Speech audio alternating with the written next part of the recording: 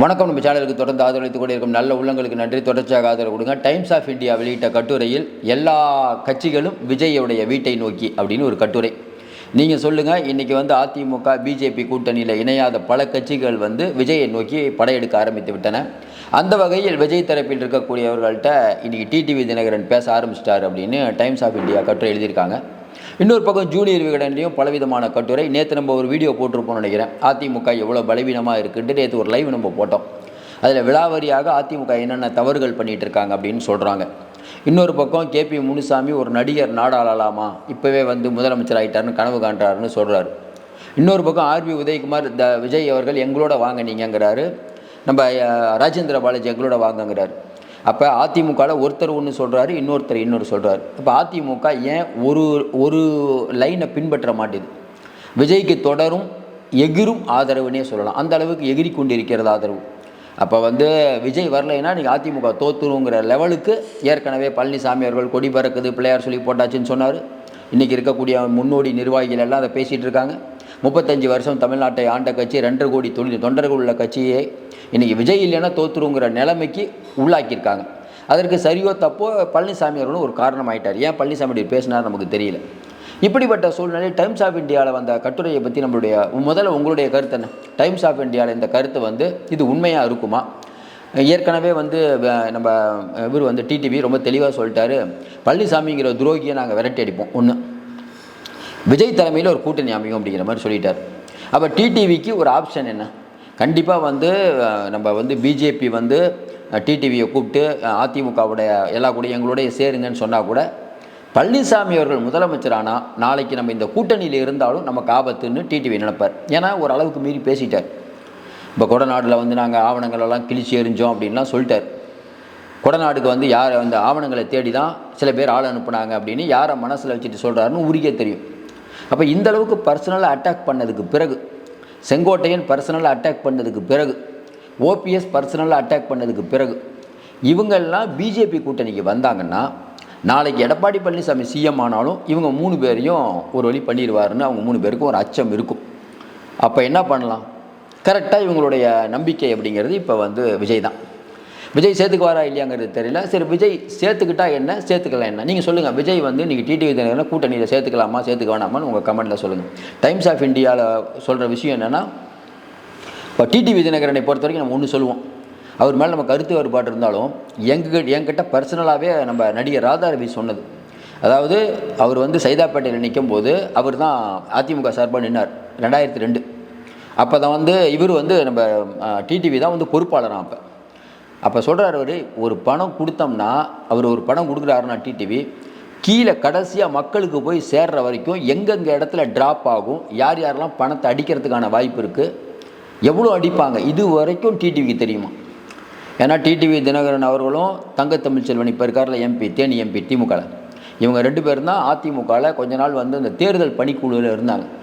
அப்போ கிரவுண்டில் எப்படி பணப்பட்டுவாடா பண்ணணும், எப்படி கிரவுண்டு அப்படிங்கிறது அவருக்கு தெரியும். அவர்கிட்ட ஆளுங்க கம்மியாக இருக்கலாம், காசு கம்மியாக இருக்கலாம், ஆனால் அந்த மேட்ரு தெரிஞ்சவர். இப்போ பழனிசாமி ஏன் பயப்படுறார் அப்படின்னா, பழனிசாமி அவர்கள் டிடிவியா ஓபிஎஸ், ஆனால் ஓபிஎஸை பார்த்து கூட பயப்பட மாட்டார், டிடிவியை பார்த்து கொஞ்சம் யோசிப்பார். டிடிவி அந்த மாதிரி பண்ணக்கூடியவர் தான், தொழில் தெரிஞ்சவர். அப்போ டிடிவி தினகரன் இப்போ என்ன யோசிப்பார்? அதாவது டிவிக்கே கூட நம்ம போய் சேர்ந்துருவோம், ஏன்னா வேறு ஆப்ஷன் இல்லை, அவருக்கு சேர்ந்துருவோம். விஜய்க்கு கட்டுக்கடங்காத கூட்டம் இருக்குது, நமக்கு தென் மாவட்டத்தில் ஓரளவுக்கு ஆதரவு, இதை வச்சு நம்ம ஜெயிச்சிடலாம் அப்படின்னு அவர் ஒரு கணக்கு போடுவார். போன தடவை 2021 கிட்டத்தட்ட 21 தொகுதியில் டிடிவி இன்றைக்கி அதிமுக ஓட்டை பிரித்து அதிமுகவை தோக்கடித்தார். டிடிவி வாங்குகிற ஓட்டு முழுக்க அதிமுக ஓட்டு தான். அப்போ விஜய் 234 தொகுதியில் விஜய்க்கு தேவை 130 தொகுதி, மெஜாரிட்டி போதும், 122 தொகுதி மெஜாரிட்டி போதும், மித்த தொகுதி இருக்குல்ல, நம்ம எதுக்கு நம்ம ஆளுங்களை நிற்க வைக்கணும்? ஒரு கூட்டணி கட்சி ஒருத்தர் வராத வராரு அவர் டிடிவிங்கும் போது அவர் ஏற்றுக்கிறதுல டிடிவி விஜய்க்கு என்ன தயக்கம்? அவருக்கு ஒரு 20 தொகுதி கொடுத்தா அவர் தென் மாவட்டத்தில் நிற்க போகிறாரு, இவர் மூலிமா நமக்கு என்ன கெயின் அப்படின்னு விஜய் யோசிப்பார். அப்போ நம்ம என்ன யோசிக்கிறோம்? விஜய் என்ன யோசிப்பார்? டிடிவி தினகரன் வரலாம், டிடிவி தினகரன் வரதுனால தனக்கு வரக்கூடிய பட்டியலின மக்களுடைய வாக்கு போயிடுமோ அப்படின்னு விஜய் நினைக்கிறதுல ஒரு அர்த்தம் இருக்குது. இப்போ ஐயா ராமதாஸ் வந்தாருன்னா பட்டியலின வாக்கு வராது, பட்டியலின திருமாவர்கள் வந்தால் வன்னியர் ஓட்டு போட மாட்டாங்க, அப்படி ஒரு இருக்குது, இன்னும் இருக்குது. ஆனால் எது கெயின்னு பார்க்கணும். இப்போ டிடிவி தினகரன் வந்து இருக்கிறது கெயினா இல்லை நமக்கு நஷ்டமா? அப்போ விஜய் என்ன யோசிப்பார்? இப்போ நம்மகிட்ட கூட்டணி எதுவும் இல்லை, நாம் மட்டும் தனியாக இருக்கும். விஜய் தலைமையில் கூட்டணின்னு சொல்லி முன்னாள் ஒருத்தர், ஏற்கனவே எம்பியாக இருக்கக்கூடிய ஒருத்தர், ஒரு கட்சி தலைவர், அரசியலில் ரொம்ப நாள் இருக்கக்கூடிய டிடிவி தினகரன் வந்தாருன்னா, அது தன்னுடைய தலைமை ஏற்று வந்தாருன்னா அது விஜய்க்கு நல்ல ப்ளஸ் பாயிண்ட். அப்படி அவர் யோசிப்பார்ல. தனியாக நின்று சண்டை போடுறதோட இன்னொருத்தர் கூட இருந்தார்னா அது ஒரு பலம் தானே. ஏன்னா அவர் கொஞ்சம் மேட்டரும் தெரிஞ்சவர், ஒரு 20 தொகுதி நல்லா இருக்கும். இன்னொன்று வந்து தென் மாவட்டம் ஃபுல்லாக முக்குளத்தோருக்கு ஓட்டு, விஜய் ஓட்டு 2 சேர்ந்தால் அப்படி ஒரு கணக்கு வந்து விஜய் போகிறது தப்பு இல்லை. ஆனால் என்னென்னா, தொடர்ந்து நம்ம சொல்கிற மாதிரி விஜய் அப்படிங்கிறவர் எல்லாரும் பேசப்படக்கூடிய நபராக இருக்கிறார். அதிமுக செய்த தவறு அப்படின்னு நம்ம நினைக்கிறது என்னென்னா, ஏதோ ஒரு ஸ்டாண்ட் எடுக்கணும். பழனிசாமி அவர்கள் விஜயை வந்து பெரிய கட்சி வரப்போகுது அப்படின்லாம் சொல்லிட்டு இருந்தார். இல்லைன்ட்டார் விஜய். இல்லைன்னு சொன்ன உடனே அடுத்த கட்டமாக நாங்கள் தாங்க பெரிய கட்சி, நாங்கள் தாங்க திமுக வீழ்த்தணும், இப்படித்தான் பழனிசாமி அவர்கள் பேசியிருக்கணும். ஆனால் தொடர்ந்து பார்த்தீங்கன்னா ஆர்வி உதயகுமார் வீடியோ போட்டு விஜயை வாங்க வாங்க வாங்கன்னு கூப்பிட்டா, அப்போ விஜய் வரலைன்னா அதிமுக தோற்கும் அப்படிங்கிற எண்ணம் இன்றைக்கி அதிமுகவிலே இருக்குது. இது விஜய் வந்து ஏறுமுகத்தில் இருக்கார். ஒரு பக்கம் திமுக அவரை கார்னர் பண்ணுது, இன்னொரு பக்கம் பிஜேபி ஐயோ வாங்கங்குது, இன்னொரு பக்கம் பார்த்தீங்கன்னா பழனிசாமியா ஐயோ கொடி பறக்குதுங்கிறாரு, ஆர்வி உதயகுமார் சொல்கிறாரு. அப்போ விஜய்க்கான மார்க்கெட் ஏறிட்டு இருக்குது. அப்போ அதிமுக அப்படிங்கிற ஒரு கட்சி, இப்போ ஜூவியில் சொன்ன மாதிரி அதிமுகங்கிற கட்சி மாவட்ட செயலாளர்கள் கூட்டத்தை பழனிசாமி போட்டு பேசிகிட்டு இருக்கும்போது தகவல் வருது, விஜய் பொதுக்குழுவில் நான் தான் முதல்வர் வேட்பாளர்னு சொல்லிட்டாங்க. அது சொன்ன உடனே நிறையா நிர்வாகிகளுக்கு அப்செட். இன்றைக்கி தினமலரில் ஒரு செய்தி வந்துருக்கு, பார்த்துருப்பீங்க. டிவிகேவில் வந்து ரொம்ப அதிர்ச்சியில் இருக்காங்க. ஏங்க அப்படின்னா, விஜய் வந்து கூட்டணின்னு அறிவிப்பார், அதிமுகவோட கூட்டணி போவார், நம்மளாம் எம்எல்ஏ ஆகிலாம் நிறைய பேர் நினச்சாங்க, ஆனால் தனிச்சு நிற்கிறேன்னு சொல்லிட்டாரு. இப்போ டிவிகேயில் யாரும் வந்து வேட்பாளராக போட்டியிட தயங்குறாங்கன்ட்டு அது ஒரு செய்தி போட்டுட்ருக்காங்க. அதிமுகவில் அதே நிலைமை தான். இப்போ அதிமுக டிவிகே சேர்ந்தால் 200 தான், 200க்கு மேலே, அது எல்லாத்துக்கும் தெரியும். ஆனால் அதிமுக தனியாக நின்னா, ஒரு பக்கம் டிடிவி, ஓபிஎஸ், செங்கோட்டையன் இவங்கெல்லாம் போகிறது வந்து அதிமுகவுக்கு ஓரளவுக்கு இழப்பு தான். இப்போ செங்கோட்டையனுக்கு ஆளே இல்லாட்டினா கூட ஒரு 10 ஓட்டு இருக்குன்னு வச்சுக்கோங்க. இது வந்து வரக்கூடிய 2026 நெக் டு நெக் ஃபைட் இருக்கக்கூடிய தேர்தல். அப்போ செங்கோட்டையன் இனிமேல் வேணான்னா செங்கோட்டையன் கூட இருக்க எல்லாத்தையும் கட்டக்கட்டி அடிக்கணும். இன்றைக்கும் கோபிச்செட்டிப்பாளையத்தில் அவர் கூட ஒரு 10 பேர் சுற்றிட்டு இருக்காங்கன்னா அந்த எல்லாத்தையும் தூக்கிடணும். இன்னும் சரியாக நிறைய பேர் தூக்காமல் இருக்காங்க. அதேமாதிரி டிடிவி தினகரனையும் ஓபிஎஸ் இவங்களை கூட்டணி சேர்க்குறீங்களா இல்லையா, ஏதோ ஒரு முடிவு எடுக்கணும். இது வந்து என்னென்னா மக்களுக்கே ஒன்றும் புரியல. இப்போ சில பேர் சொல்கிறாங்கல்ல, கடைசியாக பிஜேபி இவங்களெல்லாம் ஒன்று சேர்த்துருங்க அப்படிங்களா சொல்கிறீங்க. ஆமாங்க, என்னங்க பண்ணுவாங்க, டிவிக்கே வரும்னு நினச்சாரு பழனிசாமி, வரல. அதிமுக பிஜேபி இந்த 2 பேர், அன்புமணி 3 பேர் செஞ்சு ஜெயிக்க முடியுமாங்க? அப்போ பழனிசாமி அவர்களுக்கான அந்த அழுத்தம் அதிகமாகிட்டது. ஒரு பக்கம் மாவட்ட செயலாளர்கள்ட்ட சொல்லி இந்த தேர்தல் வேலைகளை பார்க்க சொன்னால் பூத் கமிட்டியில் 1000 ஃப்ராடு, ஜூவி ஃபுல்லாக எடுத்து போட்டாங்க. பழனிசாமி நினைக்கிறது ஒன்று, நடக்கிறது ஒன்று. நிறையா மாவட்ட செயலாளர்கள் வந்து பூத் கமிட்டி அமைக்கலை, இவ்வளோ தூரம் பழனிசாமி சொல்லி அமைக்கலை. ஒரு பக்கம் வந்து செங்கோட்டையன் வந்து அமித்ஷா தான் என்னை வந்து கட்சியை ஒருங்கிணைக்க சொன்னார்னு அவர் வேறு ஒன்று சொல்கிறாரு.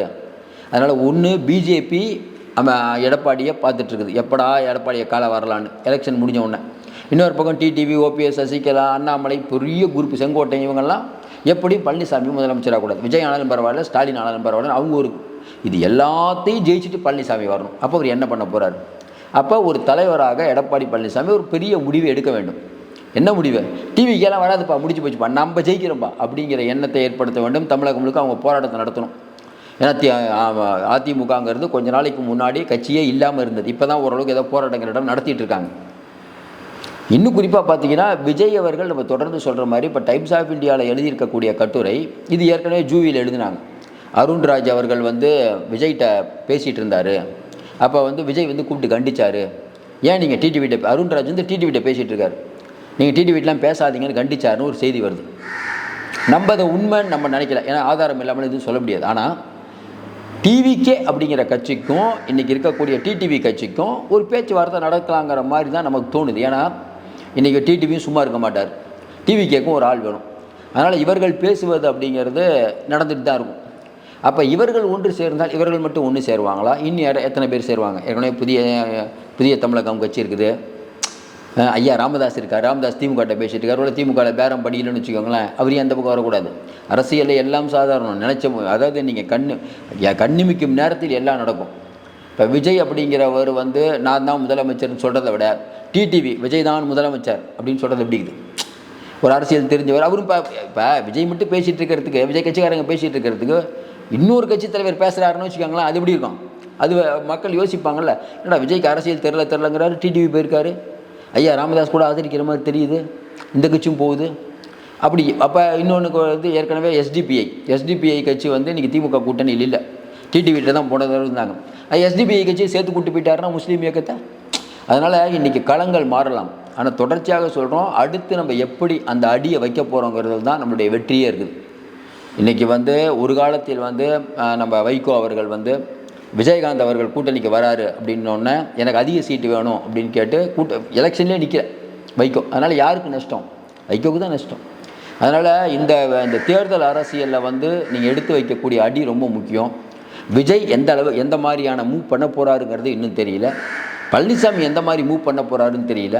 நீங்கள் சரியான அடியை எடுத்து வைத்தால் ஜெயிப்பீர்கள், தப்பான மூவ்மெண்ட் பண்ணிங்கன்னா ஜெயிக்க மாட்டீங்க. தான் வரலாறு நமக்கு சொல்லக்கூடிய விஷயம். அதனால் டைம்ஸ் ஆஃப் இந்தியாவில் போட்ட தகவல் ஓரளவுக்கு உண்மையாக இருக்கிறதான வாய்ப்பு இருக்கிறது. விஜயும் கூட்டணியை எதிர்பார்த்து தான் இருக்கார், ஏற்கனவே சொல்லிட்டார்ல. இன்னொன்று டிடிவி என்ன யோசிப்பார், அதிகாரத்தில் பங்குன்னு வேறு சொல்கிறார். இங்கே போயிட்டோம்னா நமக்கு அதிகாரத்திலையும் பங்கு கிடைக்கும், பழனிசாமியை வீழ்த்திடலாம் ஒன்று. இன்னொன்று, அதிமுக கிட்ட இருக்கக்கூடிய வாக்குகளை எப்படி உடைக்கிறது, அதிமுகவில் யாரெல்லாம் என்னென்ன மாதிரி ஈஸியாக அவங்களெல்லாம் உடைக்க முடியும், இப்படி பல விஷயங்கள் டிடிவி தெரியும். ஏன்னா பாம்பின்கால் பாம்பறியும். அப்படிங்கும்போது அப்படிப்பட்ட ஒரு ஆளை வந்து விஜய் வச்சுக்கிட்டா நல்லதா கெட்டதா அப்படிங்கிறத உங்கள் கருத்தை சொல்லுங்கள். நம்மை பொறுத்தவரையில் விஜய் அதை ஏற்றுக்கிறதுக்கான வாய்ப்பு தான் நிறையா இருக்குது. ஏன்னா அரசியலில் எல்லாம் சாதாரண சகஜம் அப்பாங்கிற மாதிரி போயிட்டு இருக்குது. அதனால் விஜய் கட்சியுடன் சேரும் முக்கிய கட்சி அப்படின்னு இன்றைக்கி வந்து டைம்ஸ் ஆஃப் இந்தியா எழுதிய கட்டுரை வந்து ஓரளவுக்கு உண்மை. நிறைய பேர் சேருவாங்க, இன்னும் நிறைய நாள் இருக்குது. தொடர்ந்து நிறையா நம்ம அண்மை தகவலை தந்துட்டுருக்கோம். தொடர்ந்து ஆதரவு கொடுங்கள். மீண்டும் சந்திப்போம். நன்றி, வணக்கம்.